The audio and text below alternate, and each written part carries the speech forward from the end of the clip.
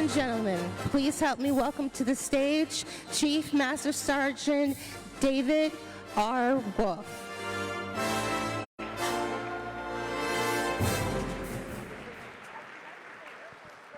All right, AFSA, what a great afternoon we've had so far. Our first sergeant did such a great job, and now we are privileged to hear from a great leader in our United States Air Force. Folks, I have the privilege of serving in the Pentagon with some amazing people, and General Lamontagne is absolutely one of those. I can promise you this, you have a Vice Chief of Staff of the Air Force that cares about each and every one of you. He cares about the mission. He cares about your families. And he is doing everything that he can to address all of the issues that we are hearing from you this week and that we will continue to hear, I'm sure, throughout our time here. Folks, we are well led right now by our Vice Chief of Staff of the Air Force. So, without further ado, please get on your feet and help me welcome to the stage the Vice Chief of Staff of the Air Force, General Johnny Lamontagne.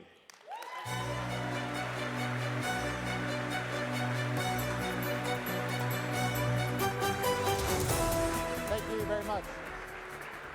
Please have a seat. Please have a seat. Thank you very much.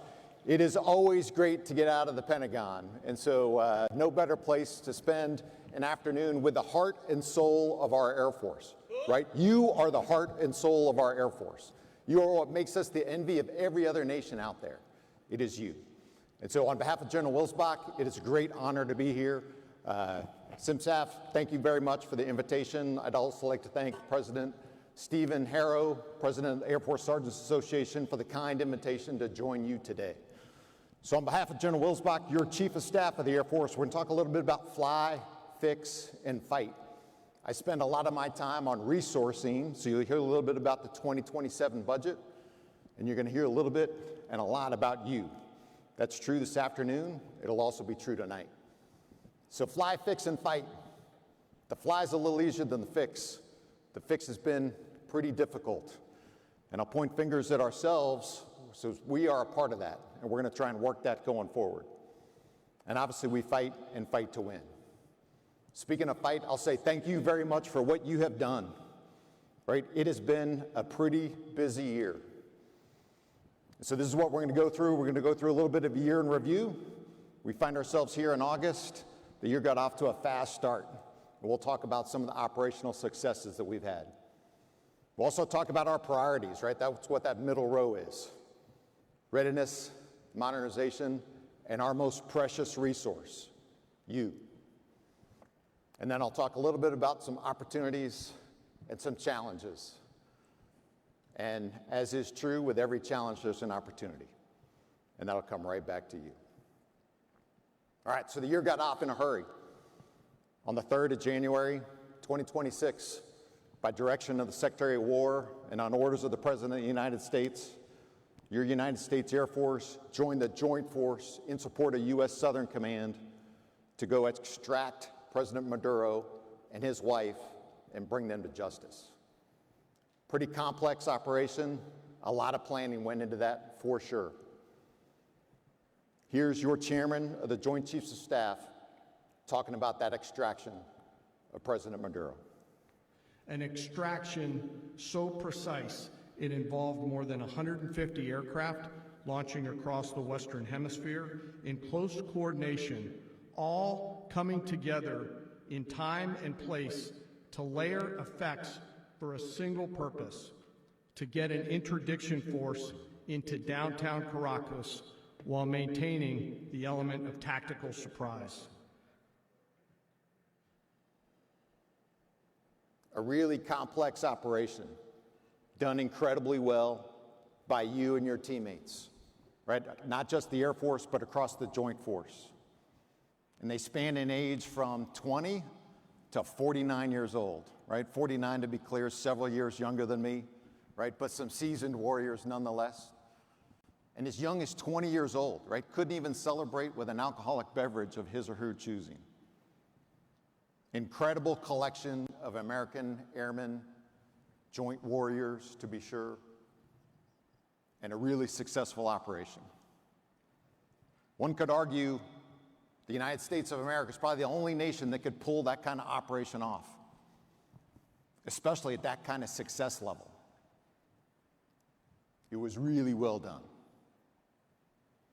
One could also argue 6 months later, the United States of America is the only nation that could go help Venezuela after they got hit by 2 substantive earthquakes on the 24th of June, talking 7.5, 7.2 on the Richter scale.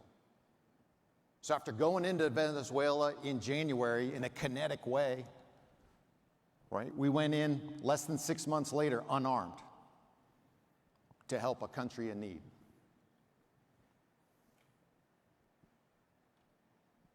Here's the media rolling through a couple highlights. Rescue specialists have been sent to Venezuela to help in recovery efforts after the back-to-back earthquakes Wednesday that have claimed the lives of at least 920 people. More than 3,300 others are injured and another 51,000 are missing. The Pentagon has sent transport planes, helicopters, and 2 ships, while Space Force is providing satellite imagery of devastated areas to relief planners. So another joint operation to be sure, right? Space Force contributions, U.S. Air Force contributions. 2 days later, C-17s landed on the 26th of June. I'll call Sergeant K, strong leader on the ground there. Sergeant K helped deliver those 150 search and rescue personnel in the previous picture and more than 3.5 million tons of cargo, while offloading more than 50 airplanes coming as far away as Europe, the Pacific, and of course closer to home with North, Central, and South America. An amazing display by your United States Air Force and the Joint Force in support of U.S. Southern Command. Of course, we find ourselves pretty busy in the Middle East right now, too. No surprise to most people in this room, on the 2nd of April, the Joint Personnel Recovery Center declared an isolated person recovery event when Dude 44, an F-15E Strike Eagle, was shot down over Iran. On the scale of good to bad, people may say that's on the bad side of the scale. I'd say it could be worse, right? You could get shot down and not survive, or you could get shot down and be a part of a team that couldn't do anything about it. Neither of those were true for Dude 44. In the race to rescue the weapons systems officer, call sign Dude 44 Bravo, the U.S. military surged more than 150 combat aircraft.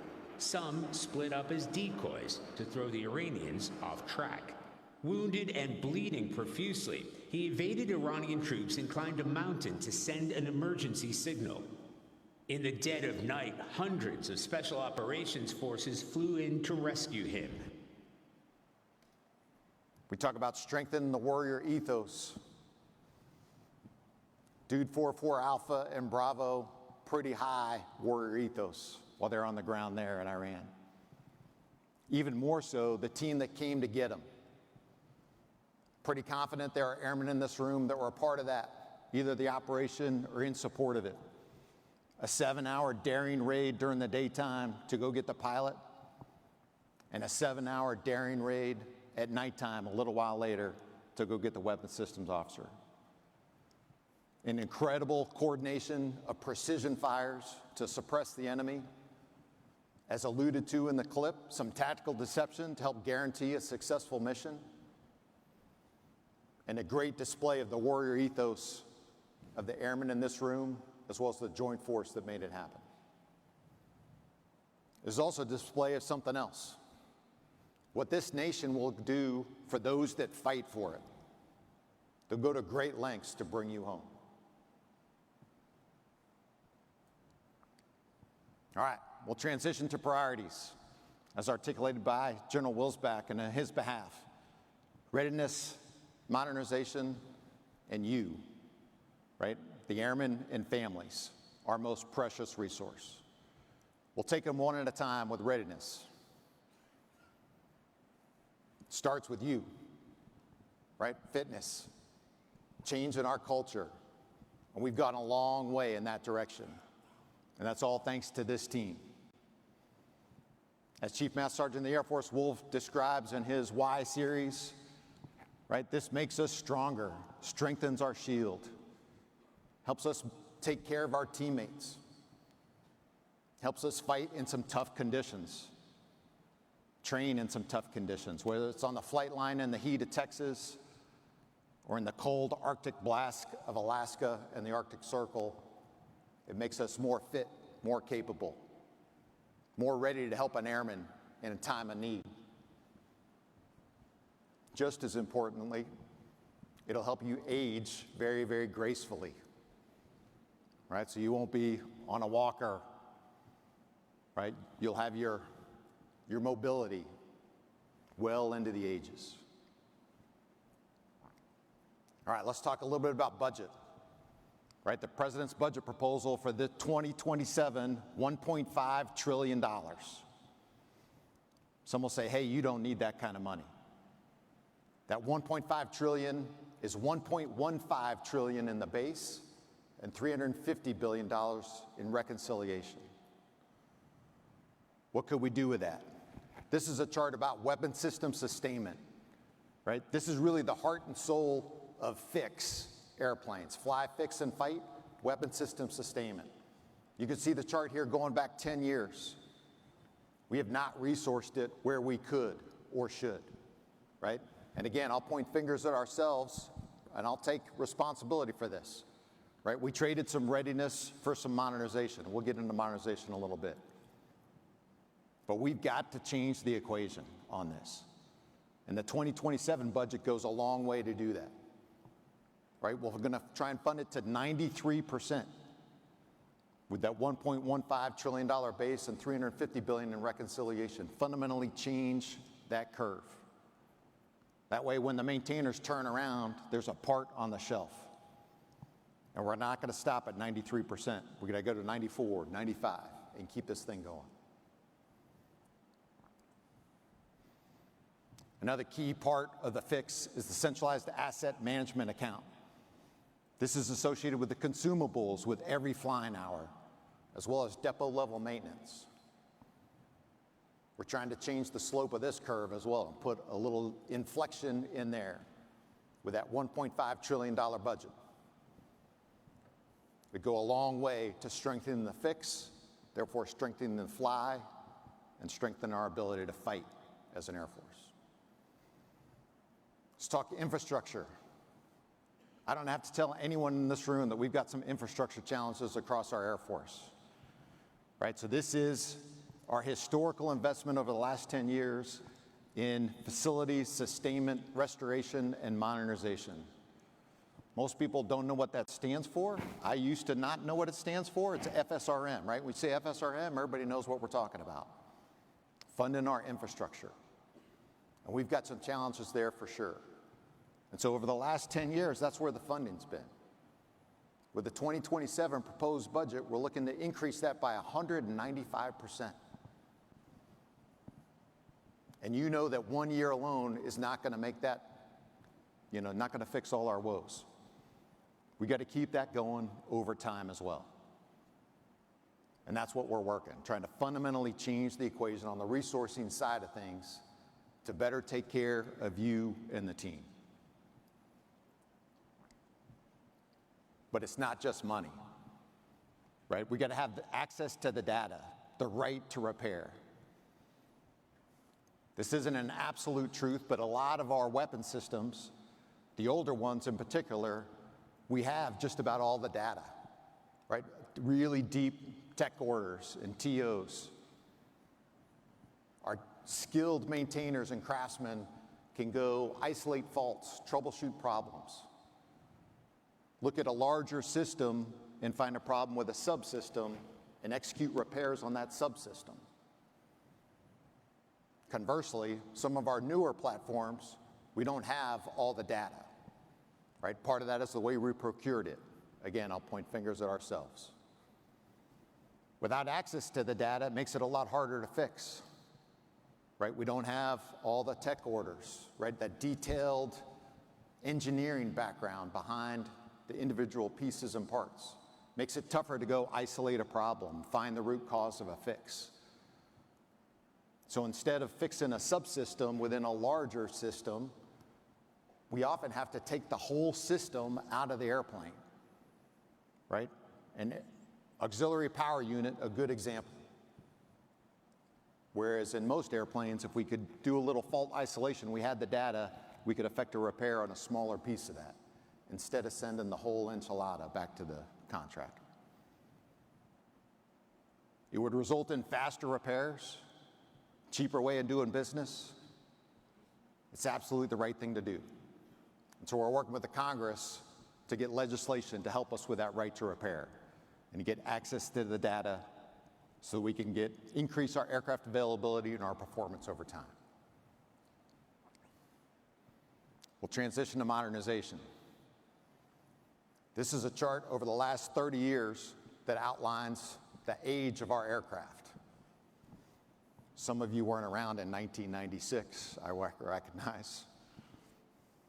A lot of you were, right? 1996, the airplane's less than 20 years old. I'm not sure if you can see the left-hand side of the chart there. It's 15, 20, 25, and 30 years. Airplanes were less than 20 years old in 1996. Now they're over 30 years old, 30 years later. What kind of Air Force do we want to leave for the next generation? Do we want to keep this trend going? This trend takes us to a bad place. Right? If we don't do anything different, we probably shouldn't expect anything different. My crystal ball is not any clearer than anybody else's in this room. But I would suggest if we don't do something different, the trend's probably going to continue somewhere in that red shaded area. Not a great trend. So what kind of Air Force do you want to leave for your successors and those coming in behind you? Is it this one? Or is it this one? How do we bend that curve? And that's what we're trying to do on the modernization front. So let's get into it. Sentinel, newest generation intercontinental ballistic missile, looking to replace a 50-plus-year-old Minuteman III. Sentinel's getting restructured. It's going to be a really strong capability, right? We talk about strengthening deterrence. The foundation of deterrence is nuclear deterrence. And the Sentinel is a big part of that.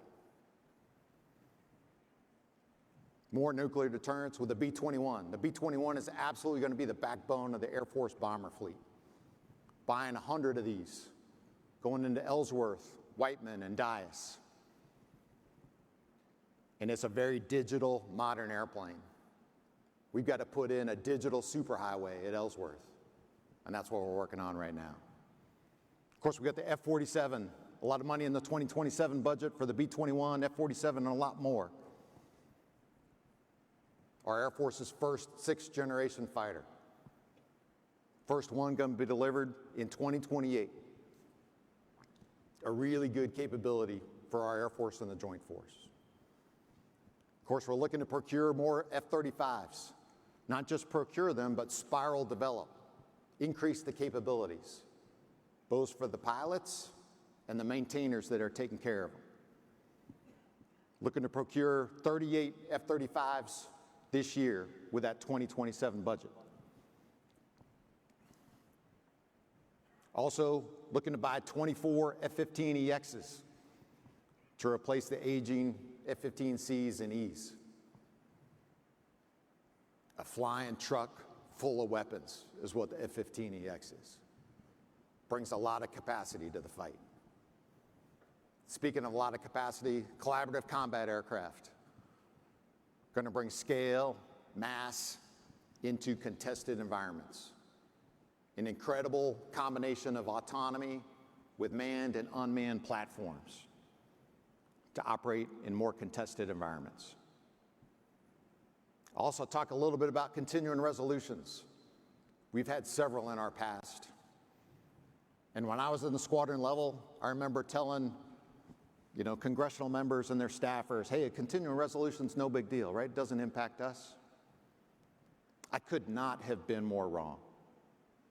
Could not have been more wrong. It absolutely affects us.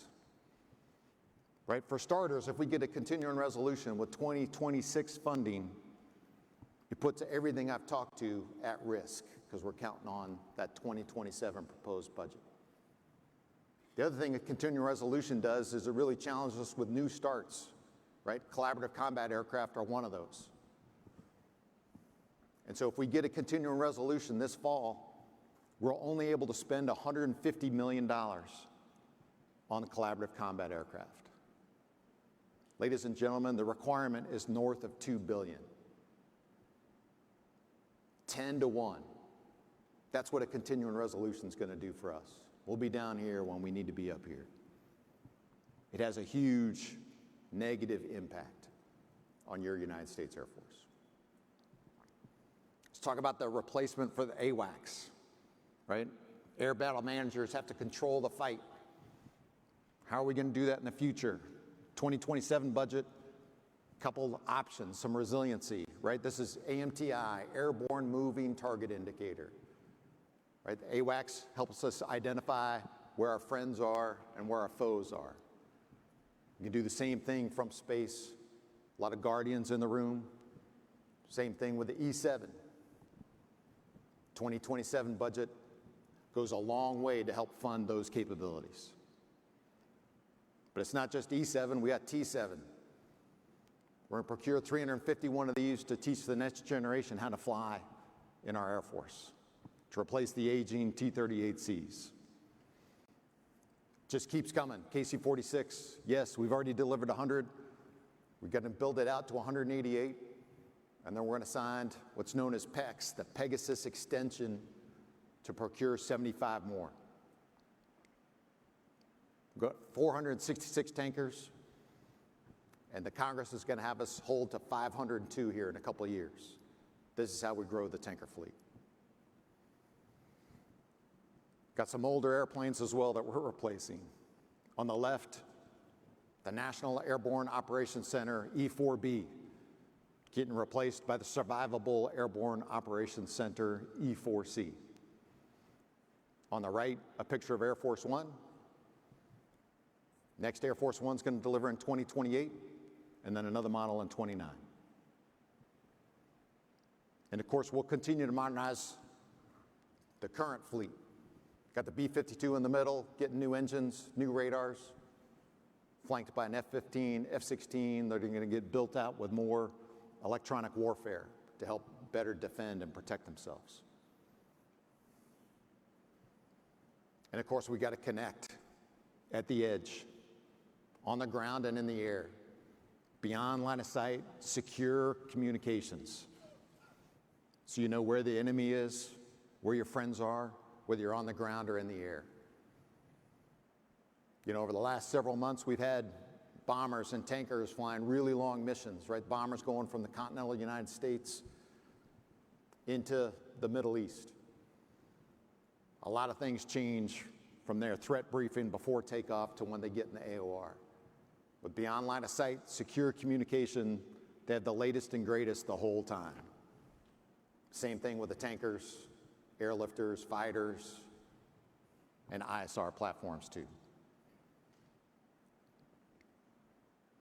And of course, we continue to modernize our weapons.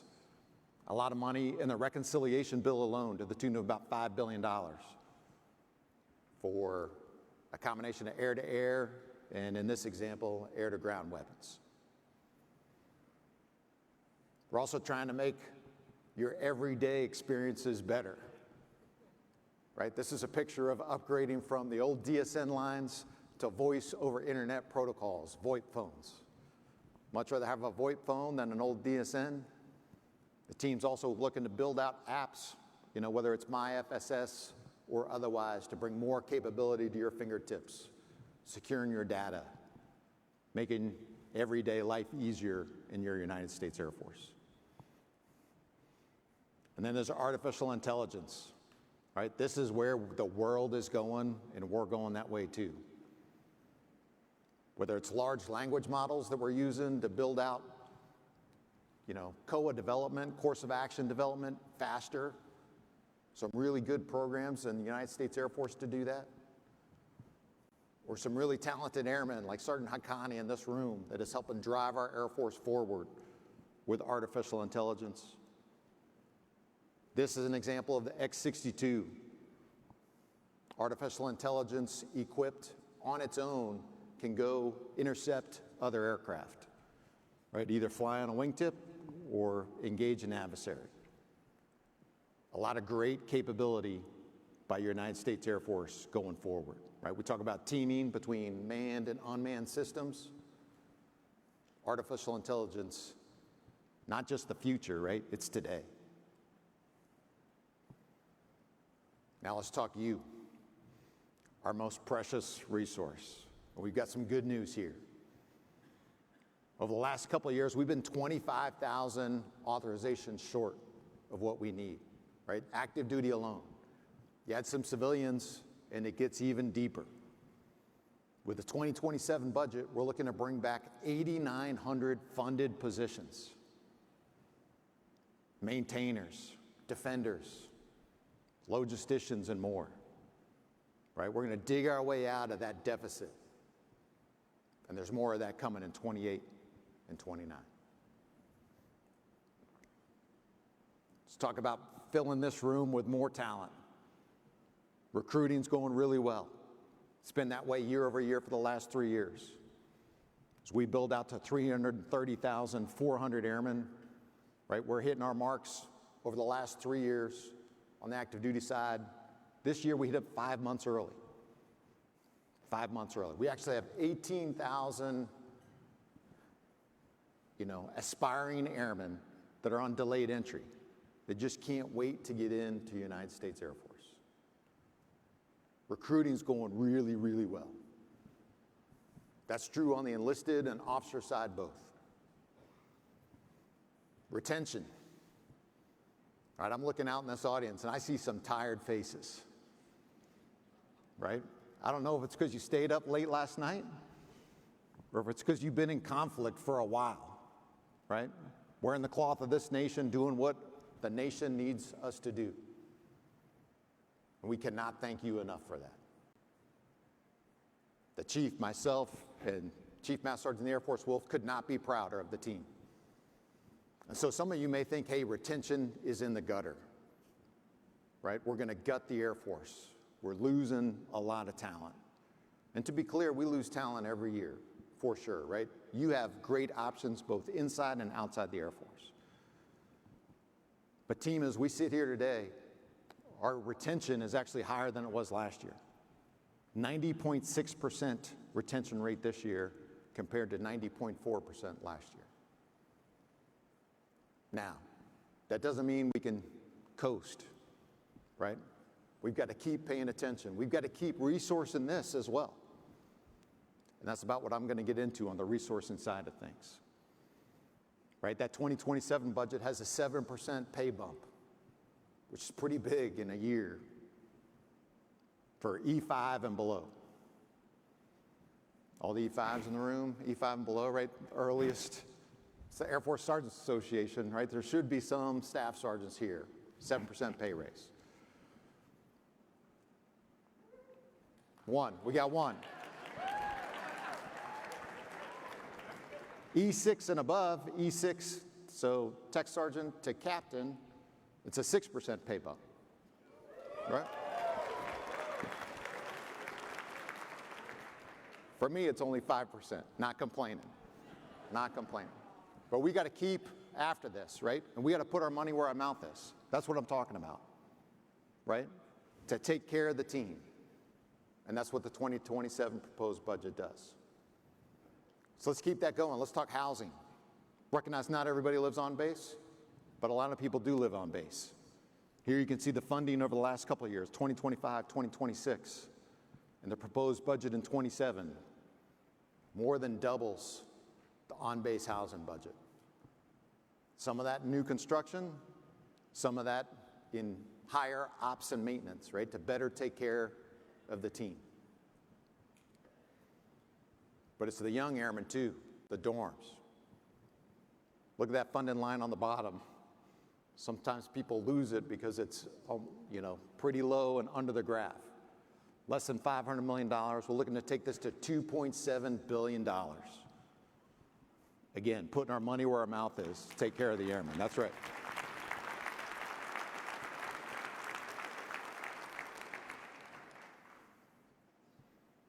Child care, too. As we sit here today, we've got 138 child development care centers. We need some more of them. There's money in the 2027 budget to help build that out. There's also, a lot of people probably aren't tracking this, right? So we've got areas where we've got challenges from a capacity perspective. But we also have really good programs in place to provide fee assistance to the tune of about $2,000 a month that last year helped take care of 9,300 families. Some fee assistance for their kids to the extent that the child development care capacity wasn't where it needed to be at the base. And we've got a whole lot of other initiatives ready to come through the pipeline with that additional funding. So now let's turn to the opportunities and the challenge. And of course, the challenge is just another word for opportunity. So here's some opportunities, right? I didn't talk about the MH-139, new helicopter. This is a crew, a staff sergeant, senior airman, a couple pilots, the cold plains of Montana, right, at Malmstrom Air Force Base. Got some great technology, very new capability in their hands with that MH-139. So they're not trained to do search and rescue, but last fall there was a hiker lost in the Bear Mountains, getting really cold.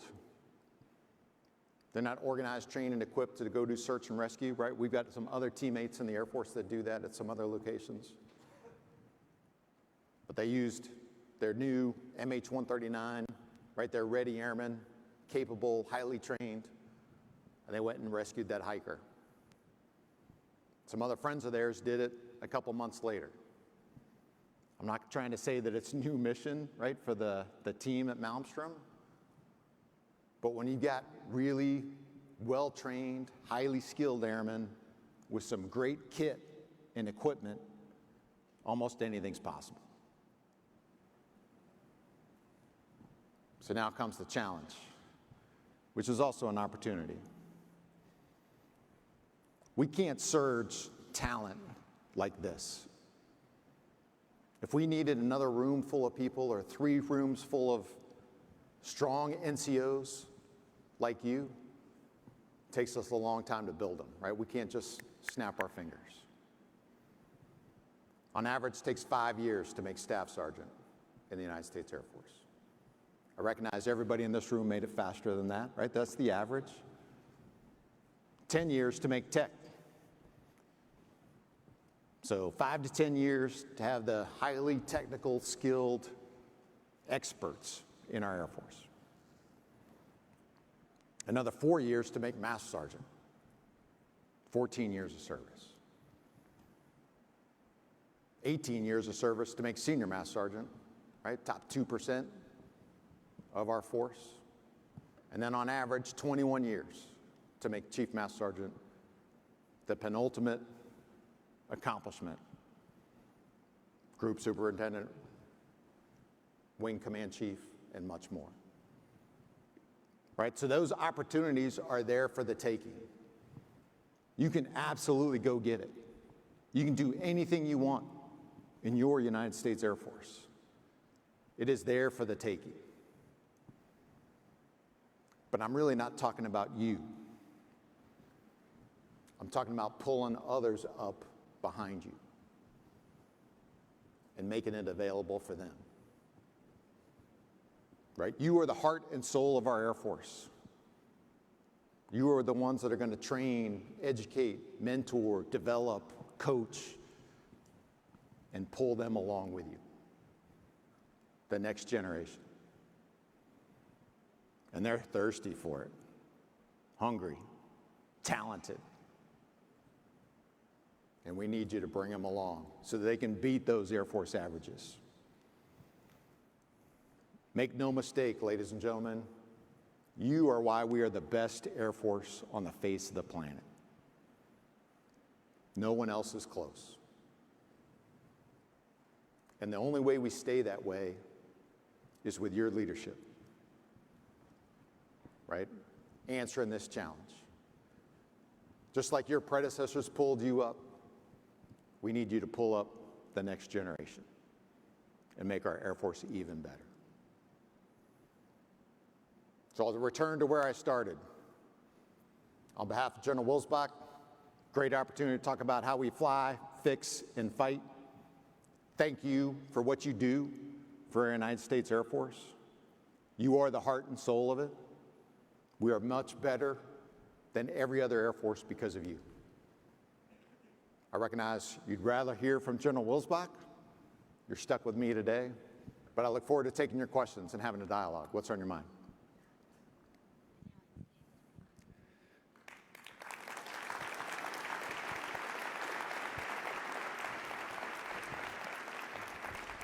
Okay, ladies and gentlemen, please direct your attention to the screens. Use the QR code to submit your questions and vote.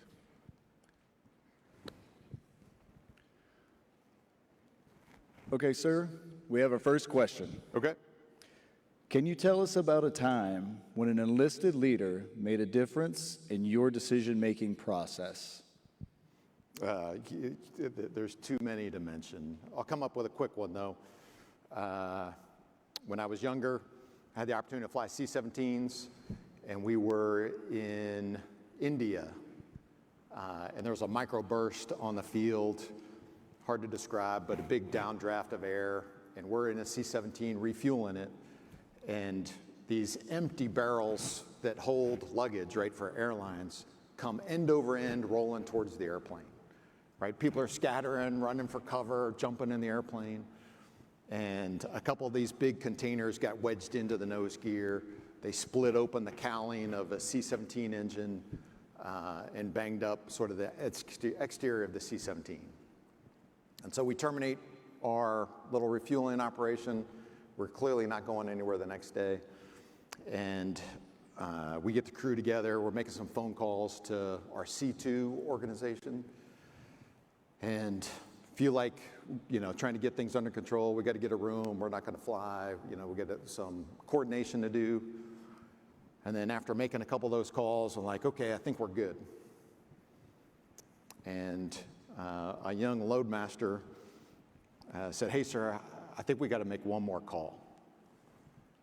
What do you think about calling the boss and telling the squadron what's up? And I was like, oh my gosh, right? How did I not think of that? But I didn't, and I probably wouldn't have made that call. A very young senior airman, right? Hey, let's call the squadron and tell them what's up, because they probably want to know. There's so many more examples like that, it's not even fun. Great question.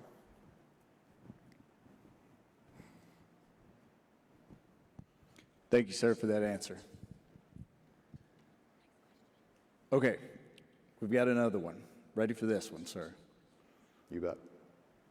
Over the last 20 to 30 years, we've been asked to do more with less. Additional money and people do help, but what missions are we looking to cut back on? Great question. I'll address the do more with less here first. And so we're trying to reverse those budget lines, right? So not do more with less, we're trying to go get more, right? So that's the first order of business with the 2027 proposed budget. If General Wilsbach was here, right, despite our ability to try and grow to 8,900 airmen, there are probably only 3 units in the United States Air Force that are going to be 100% manned. And even if we get a $1.5 trillion budget, I don't know that we're going to be flush with cash because of that pretty robust modernization effort, pretty robust readiness push, right? So you're going to have some challenges from a manpower perspective and some challenges from a fiscal perspective, especially if we get a continuing resolution. And so if General Wilsbach was here, he would tell you, hey, we got to take risk because we can't just do more with less. Ideally, we're going to do more with more if we get the 2027 budget. But if we don't, if we get a continuing resolution, we're going to have to take good, smart, calculated risks. And we need your leadership to do that. Right? So part of that is perhaps doing things differently. Leveraging artificial intelligence more to do some of the more mundane parts of our job. Right? Looking at the AFIs and executing maybe the spirit, if not the letter, without taking like really crazy risks, right? We're not trying to injure anybody, hurt anybody. We need your help to do that. What can we do less frequently, right? If it's not adding value to the squadron, group, or the wing, we should probably stop doing it. That's a great litmus test right there. Great question. Thank you, sir, for that question, or for that answer. This will be our last question due to time limits. What are your thoughts on enlisted PME and education being prioritized and equal to that of officer PME and education? The last part of that, I just couldn't hear you. Enlisted PME compared to officer PME? Yes, sir. Okay. Great question. So every opportunity we have to do professional military education is a good one. I remember being a really naive captain before I went to our first version of PME, Squadron Officer School, and I learned a ton about our United States Air Force, right? I was, channelized in a very small squadron, thought I knew a lot. I knew, very little. I knew about my job. I didn't know about anybody else's job. And so I think PME largely helps open our eyes, open our aperture, and see what other people in our Air Force are doing. A lot of times it's the first opportunity to spend some quality time with somebody, in a different AFSC than your own. And you learn as much on the sidebars from each other as you do from the instructors and the faculty, but you certainly win and learn a tremendous amount from them. And so, I remember also being a major going, hey, I don't think I need to go to intermediate developmental education, right? That would be like not going to the NCO Academy. Again, I could not have been more wrong. I was a very naive young major. And so I think the comparisons in doing PME really important. And the similarities, if you don't do it on the enlisted side or you don't do it on the officer side, you're going to struggle to get promoted, right? Because we value it, and you should value it too. And then I think the next part of that is we got to put our talent in the PME programs and send our best to teach. And we have not done that time over time. We've got some work to do, I'll say, on the officer side of the house. And we've got some talented instructors, but we've got to keep reinforcing that by adding more and more talent to the team. Great question. I feel like God is talking to me. I don't know who's been doing the emceeing behind the scenes, but I appreciate the questions. And I'll close with a big thank you for what you do. Thanks for what you do for our Air Force. You are the heart and soul of it. Make no mistake about that. And on behalf of General Wilsbach, SimSAF Wolf, thanks for the invite and opportunity. It's great to spend some time with you. Look forward to seeing you tonight. Appreciate it. Thanks, team. Thanks. Relax.